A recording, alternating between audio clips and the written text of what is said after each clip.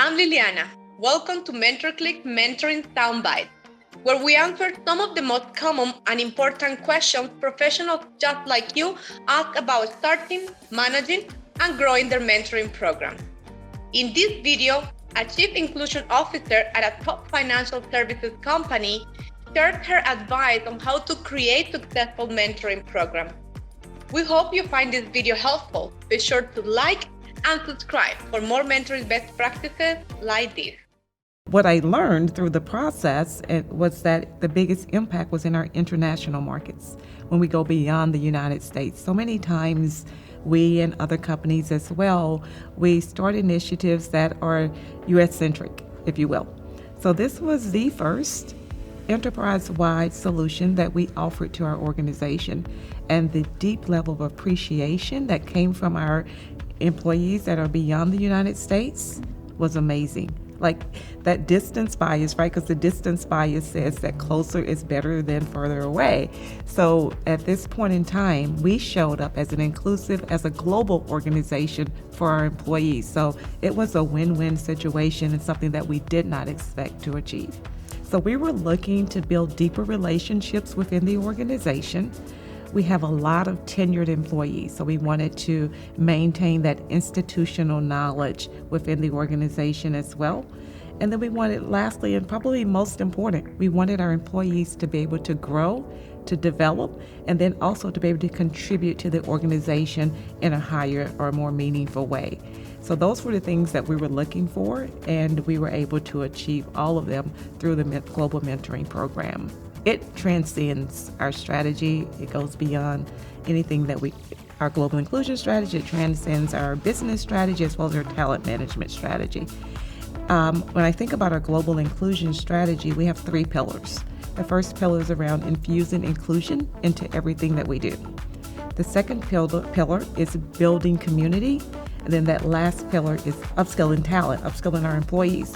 And the mentor, I couldn't put it in either of those buckets. It just didn't fit into one of them because, again, it hits all 3 of those pillars. Those were the things we're looking for to achieve through the program itself.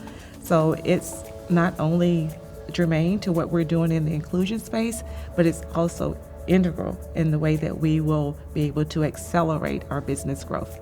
So the first pillar is around infusing inclusion. So in order to show up and as an inclusive organization, it's important to infuse inclusion into everything that we do.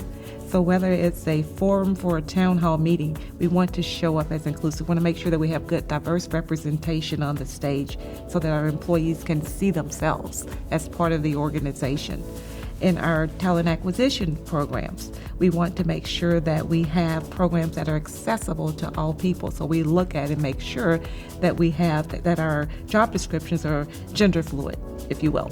And then when you move on to the next pillar, which is around building community, and mentoring has been so key in that pillar itself, because not only we're not talking about building community at a specific location, but across the globe. So employees have an opportunity to connect with folks who don't live or who haven't had the same experiences. So there's that other aspect of growth that's happening at the same time. And then around just upskilling leaders, you're just learning, right, through this mentoring program and so many other ways. You're learning from others. And what I really value about the program is that everyone really wants to share their knowledge and skills. So you give mentors an opportunity to really add that value to the organization and pass that information along to others. So that's the way we frame our global inclusion strategy. One of the most important things I think I did was I asked the organization for grace. This is the first time we're launching an enterprise-wide project. It's going to be bumpy. I'm going to make some mistakes, but we'll get to where we're going and you'll enjoy it. It'll be great. So I think that those things were extremely helpful. I guess I'm a little bold too, right? And one of the things that's important in this space is it's not to always take baby steps. Like in the business, you never hear people say, we're just going to make step change improvements. You know what I mean? So in this space, we have to apply that same methodology and that same approach to make sure that we are being bold and that we're able to really drive business growth at a pace that works for our organizations. It's a shared responsibility for all 18,000 employees.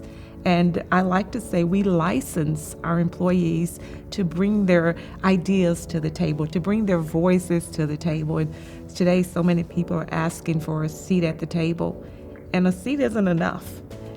We need your voice. We need your ideas. So that's what we're looking for in this space, and it's about empowering people to be who they are in the workplace so that they can do their very best work, giving them the support that they need, of course, so that they can do their very best work.